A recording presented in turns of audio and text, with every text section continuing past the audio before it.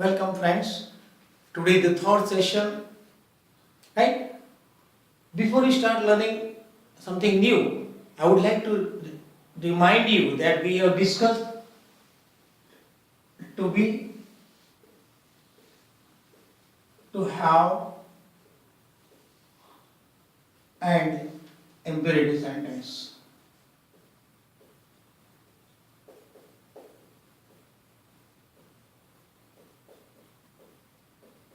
Now what is important?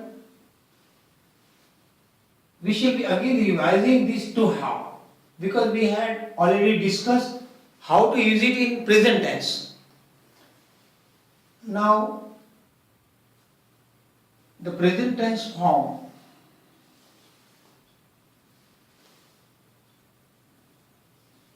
of have are have and has. Have or has. Past tense form of have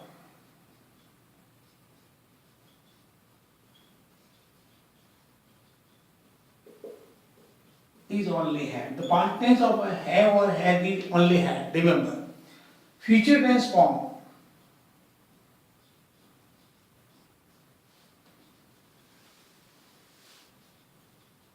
of to have will be shall have or will have.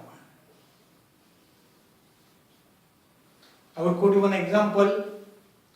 I have many friends today. Now, if I want to talk about the past, so what should I speak? I had many friends last year.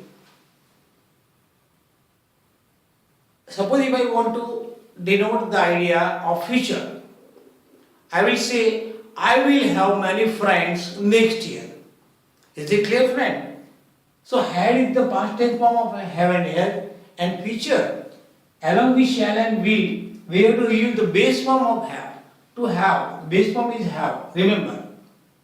So this is not confusing. This is very simple. I would put one more example to you. I have a new car today. I had a new car last year, and I will have or I shall have a new car next year. We can also use affirmative sentence, we can use negative, we can use it in interrogative form or interrogative sentence beginning with a question word.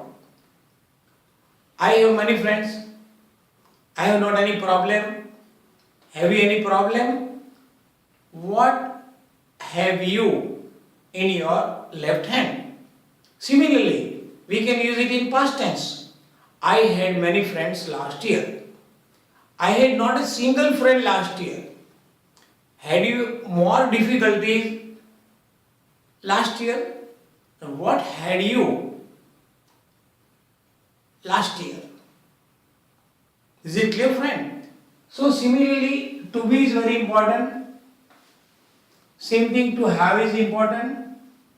We have already discussed imperative sentence. So you note down it in your notebook. This shows present tense, this shows past tense, and this shows future tense. Is it clear, friend? Okay. Now we shall be learning something new. But before we start, I request everyone to take a note of this in your paper.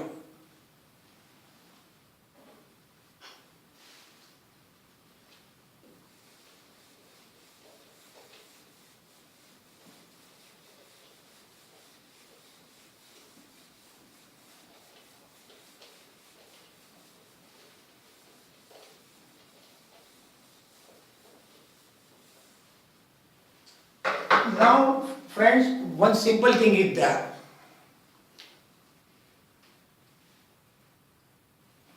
sometimes we need to use there. Now, what is that?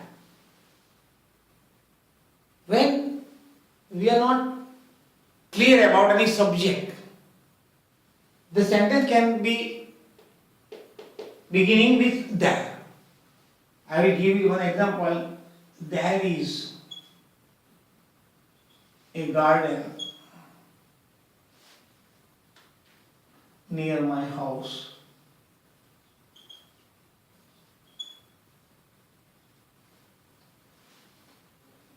There are many trees in my village. This sentence can be negative also. There is no electricity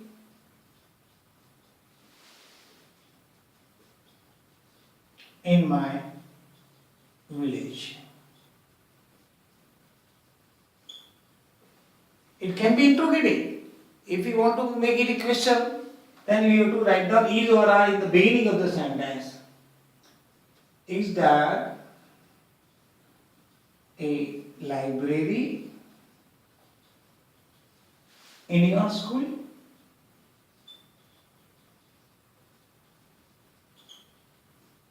This is the interrogative sentence. The answer of this question will be either yes or no. If somebody asks you, is there a library in your school? So what would be your reply? You would say either yes or no. Similarly, we can use question word with this. What is there in your pocket?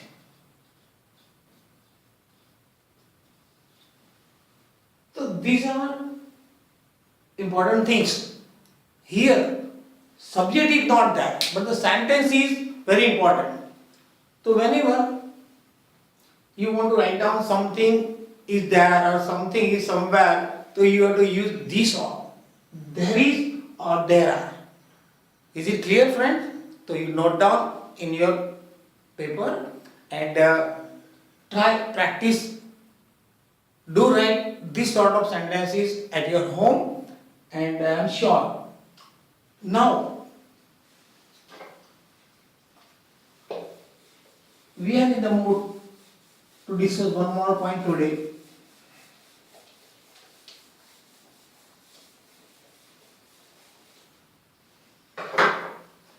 Now today I will be teaching you some important words which you must know for improving your knowledge of grammar.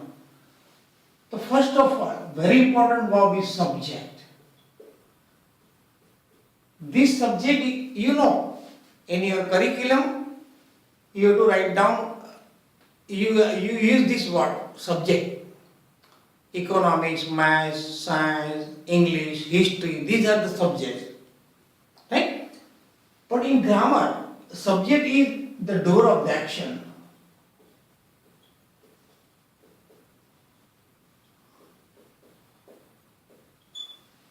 The person who does the action is known as subject in grammar. Second thing, verb. This is also important. What is verb? So, verb is a word that denotes some action.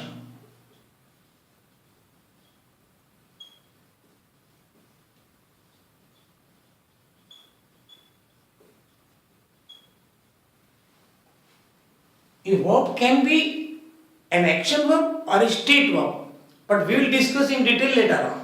Simply you try to understand the meaning of this subject verb. Now, one thing more. What is noun? What is pronoun? What is adjective? What is adverb?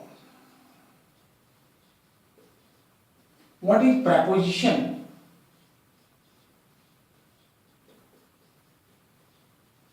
And what is conjunction?